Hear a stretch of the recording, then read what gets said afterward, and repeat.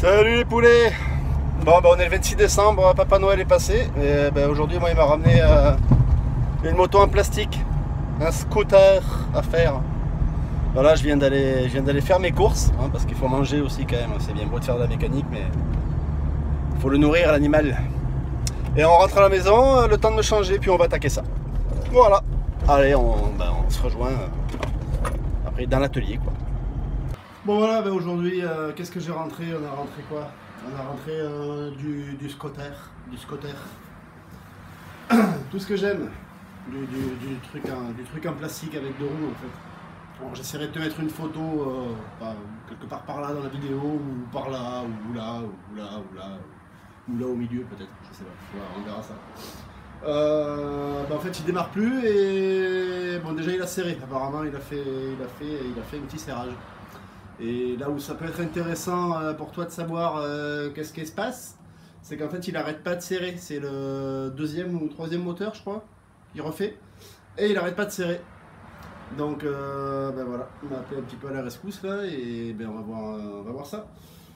Alors dans l'ensemble là, moi en fait ce que je regarde d'un air dépité c'est la machine, si tu veux, elle est juste à côté de moi là, tu peux pas la voir sur la vidéo, mais je te remets une photo encore, là. C'est la magie du montage. Et donc voilà, je regarde ça d'un air un petit peu dépité parce que déjà je pense qu'avant même de mettre les mains dedans, je vais la passer au lavage.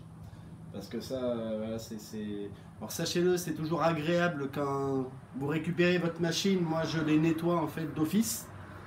Je vous les rends toutes propres. C'est toujours agréable quand on reçoit les machines minimum nettoyées. Là, il y a l'amortisseur arrière qui est complètement foutu, qui fuite partout. Il doit y avoir au moins un demi-centimètre de merde, que ce soit sur le carter moteur, la roue ou autre. Hein. Donc on va déjà nettoyer tout ça, on va commencer. Alors je sais pas encore si je sors carrément le bloc ou si on va essayer de travailler déjà sur le moteur.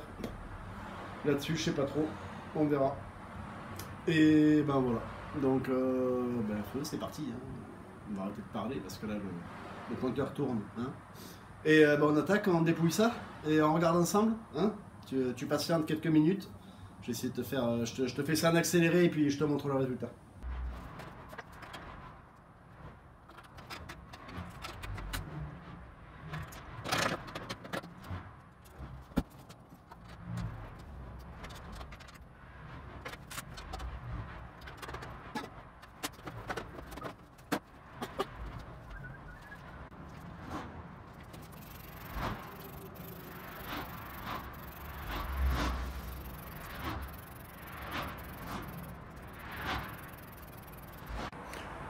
Là tu vois forcément j'attends en fait que le produit fasse effet avant de passer le Karcher. Alors moi tu vois j'utilise du Silite Bang dégraissant. Là c'est du dégraissant, c'est marqué dessus dites adieu à la saleté. Hein, donc pareil que ça marche.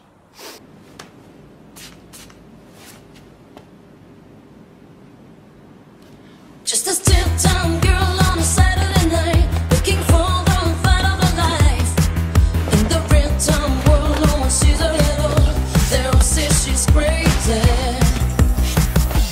It can catch on like a knife if the gate becomes the fire. A wire between real and what will be. She's a maniac on the road. And she dances like she's never danced before. Quoi? Qu'est-ce que c'est? Eh mollo garçon, c'est pas comme ça qu'on fait hein. La musique dans les mots. Que ça y est, monsieur Bobo, faut pas comprendre, Bibi, c'est en couillonne. Si toutes les mois au fond, faut attendre qu'on chique ni mal donne. Nettoyer, balayer, astiquer, caser toujours pépon, pas manger, pas l'homme. C'est mieux déjà là.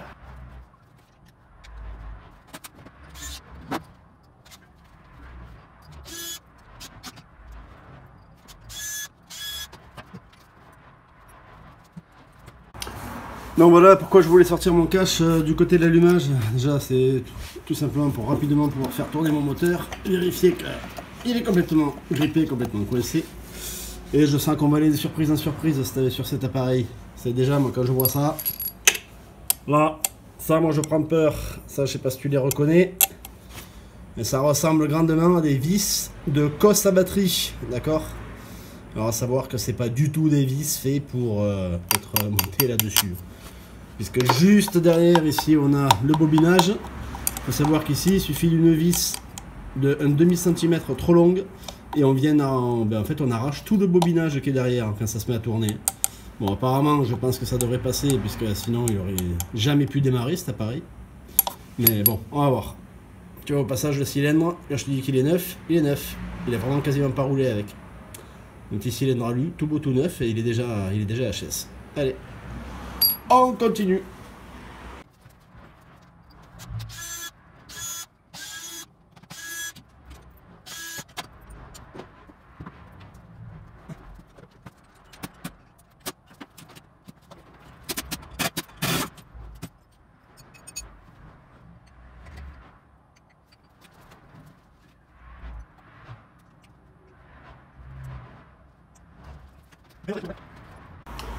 Bon, donc je viens de sortir le variateur parce qu'après, ben, le truc c'est que ces modèles, on commence un peu à les connaître par cœur. Et donc en sortant son variateur, je vois tomber une pièce comme ça, derrière le variateur. Alors, ça ressemble à une bague en fait. Et sauf que cette pièce, alors ceux qui connaissent pas du tout, vous devez vous demander ce que c'est. En fait, ça c'est c'est la portée extérieure du joint SPI. Côté gauche sur ce moteur. C'est-à-dire qu'en fait, autant c'est connu le problème du joint SPI qui se barre de ce côté-là. Mais alors là, même ce que j'ai sous les yeux, je vais t'éclairer. Je vais t'éclairer, voilà. Voilà, j'ai rien touché, hein, c'est vraiment tel quel. D'accord.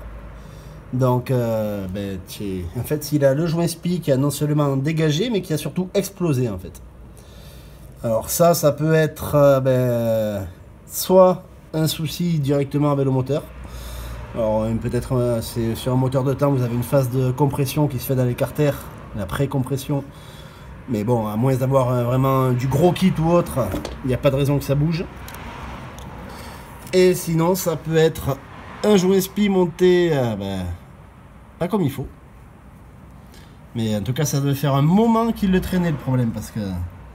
Voilà, c'est carrément, voilà, bon, c'est le joint SPI, ok, il est explosé, ça c'est une chose. Mais en plus, on voit qu'il a vraiment frotté, quoi. Donc je pense que ça devait faire un moment que son joint SPI commence à se faire la belle. Et là, derrière, ben ouais, qu'est-ce que c'est ça?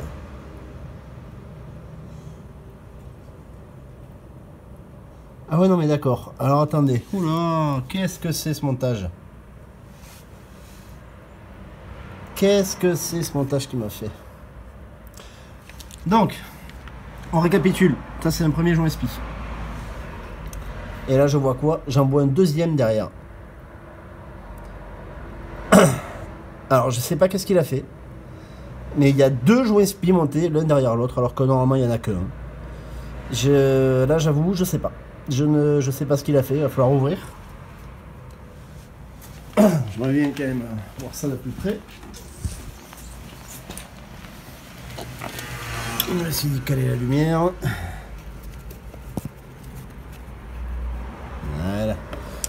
Donc, ouais, on a bien le joint SPI qui est derrière. Donc ça, c'est le ressort qui tient qui colle, qui vient plaquer la lèvre du joint SPI sur le vibrateur. Donc lui, on peut le dégager. Hop là. Et on a bien le deuxième joint SPI derrière. Alors, mystère et boule de gomme. Pourquoi il y avait deux joints SPI? Je sais pas ce qu'il a fait. Mais bon, ça déjà, c'est pas bon. Bon, on va sortir, on va continuer, on va sortir le haut moteur. On va déjà regarder les dégâts, on va voir ce que c'est. Et l'état du haut moteur me dira aussi à cause de quoi il a serré. On va voir ça.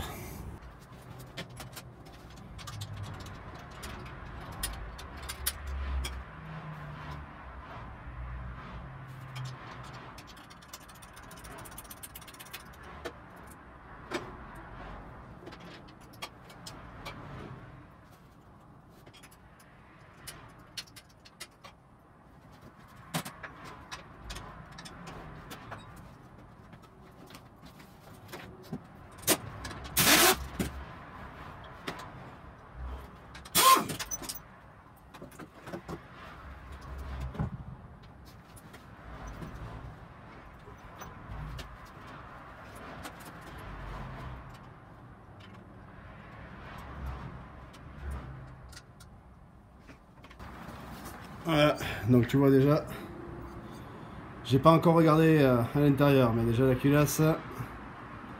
Donc là on est sur un serrage, je sais que sans même démonter quoi que ce soit, je sais que c'est un serrage, c'est une casse qu'il y a eu. Et vu les dégâts, on va voir.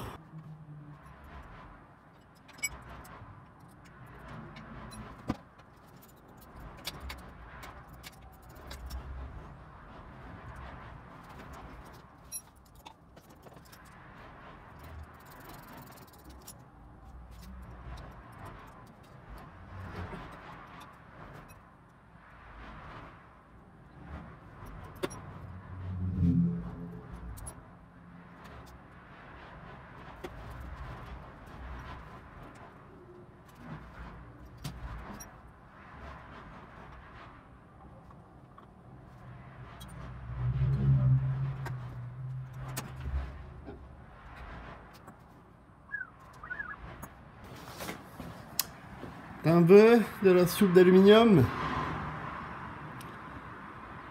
Piston cassé.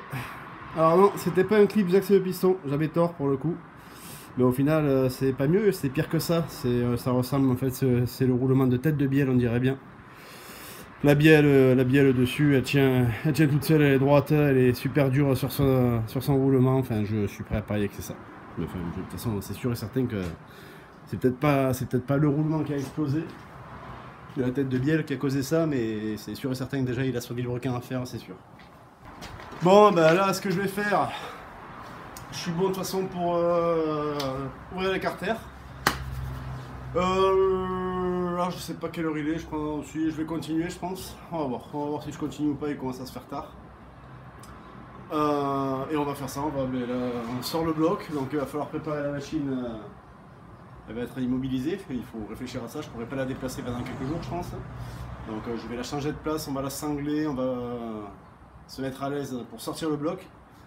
Je sors le bloc, on ouvre, on met tout ça en pièces, on fait un joli puzzle et ben tu verras, tu vas découvrir avec moi qu'est-ce qu'il faut faire, qu'est-ce qu'il faut changer. Voilà. Bon, il est 6h30, alors bon, j'ai pas pu te filmer toute la partie démontage du bloc, il a fallu que je parte en dépannage. Donc je suis rentré, il faisait nuit, l'éclairage dans l'atelier c'était franchement pas top et puis il fallait vraiment que j'avance. Donc je pouvais pas faire autrement, je l'ai fait en solo, je t'ai démonté ça en solo. Et au final, pour terminer, pour clôturer l'épisode Diag recherche de panne sur son booster, le problème, ben voilà. Alors ça, si tu sais pas ce que c'est un vilebrequin, d'accord? C'est du petit vilebrequin de trucs en plastique. Hein. Et normalement, tu vois, regarde, si c'est comme tu peux le voir, logiquement, la bielle elle est censée bouger toute seule en fait. Et là, elle est complètement bloquée. Mais pourquoi? C'est en fait le roulement de pied de bielle. C'est le roulement que tu as ici qui est complètement explosé à l'intérieur. Et ça explique pas mal de choses, ça explique son histoire de cylindre qui casse, enfin qui serre à répétition. Je pense qu'en fait il devait tout simplement avoir son roulement qui commençait à se désintégrer, hein, littéralement. Là, tu vois, j'ai réussi à le tourner. Je sais pas si tu les vois, mais on voit carrément les morceaux. Je vais te sortir ça. Ça là, ce que tu vois qui dépasse là, ça c'est du morceau de roulement en fait. À l'intérieur. Là. Un ici, t'en as encore un là. Le carter moteur, je t'en parle même pas, c'est rempli de saleté. Et donc, ça expliquerait qu'il passe ses moteurs les uns après les autres. Et tout simplement parce qu'en fait, il devait faire, s'il faisait de l'empilage, c'est-à-dire qu'il prenait son moteur cassé, il sortait le cylindre piston, on monte un nouveau cylindre, un nouveau piston, mais on vérifie pas en fait l'état du bas moteur, à savoir que dans le bas moteur, c'est-à-dire ici à l'intérieur là, eh ben, il devait y avoir tout un tas de morceaux. Tu vois, j'ai qu'à prendre. Je récupère l'autre demi-carter ici. Et là tu vois, c'est gavé de morceaux. Alors ça c'est des morceaux d'alu du piston. Mais il y a plein de morceaux de matière métallique, hein, complètement broyés à l'intérieur. Et qui devaient en fait remonter à chaque fois qu'il remontait son piston cylindre neuf. ça devait remonter et ça lui fracassait tout en fait à chaque fois. Donc là il est bon, ben, déjà il va y avoir un bon travail de décrassage à faire sur les carters parce qu'ils sont franchement dégueulasses. Après ça c'est comme ça. Hein. Et là il est bon ben, pour vilebrequin, joint-spille, roulement de vilo, piston, cylindre, la culasse aussi qui est complètement HS. Donc moralité, que ce soit, là c'est du 50 mais ça marche pour n'importe quel moteur au final, en particulier pour les moteurs de temps. Parce que les moteurs de temps, vous avez une partie des gaz, je vais essayer de faire très simple là, vraiment. Et en fait vous avez en haut ici, vous avez votre cylindre et une partie des gaz d'admission, le mélange air-essence va rentrer dans votre moteur, va descendre d'abord en bas du moteur, il est précomprimé avant d'être propulsé vers le haut, ce qui fait que la moindre merdouille que vous avez ici, c'est pas comme un moteur 4 temps à bain d'huile notamment, où si merdouille il y a, la merdouille va à la rigueur dans le pire des cas venir se bloquer dans la crépine, le filtre à huile. Là non, là c'est un mouvement avec les gaz qui sont destinés à être brûlés dans la chambre de combustion, et la moindre merdouille que vous avez dans le bas moteur va remonter systématiquement dans le haut moteur. Donc piston c'est en aluminium, vous prenez un morceau, un roulement, c'est de l'acier trempé, ben, acier versus aluminium, enfin voilà, c'est lequel qui gagne d'après vous, c'est l'acier, donc ça vous explose de tout en haut. Donc voilà, de toute façon on fera ensemble toute la partie remontage, et avec notamment la partie métrologie, c'est sympa ça, il faut savoir que même c'est pas parce que c'est un 50 cm3 qu'on remonte tout comme ça, on va voir s'il fait la réparation ou pas. Mais s'il fait la réparation ça pourrait être sympa, ça fera un petit vlog vidéo bien sympathique, remontage de moteur de temps, à savoir que ça s'applique sur ce genre de moteur, mais ça marche sur n'importe quel type de moteur de temps, jusqu'au 500, peu importe, la jeu à la coupe, etc. Enfin toute la métrologie on verra ça dans une autre vidéo. Voilà, et sinon, quoi de plus, ben, arrêtez de vous foutre de ma gueule avec mon bonnet. Comme je vous l'ai dit, il est 6h30 même, il doit être maintenant pas loin de 7h moins le quart je pense. Il fait froid, d'accord? Il n'y a qu'à voir. Il fait froid, là je sors de la douche, et donc voilà, je suis venu filmer ça exprès, histoire de quand même terminer la partie démontage et recherche de panne et explication sur le pourquoi du comment ça casse. Voilà, donc bah sur ce, je vous dis ciao, à plus.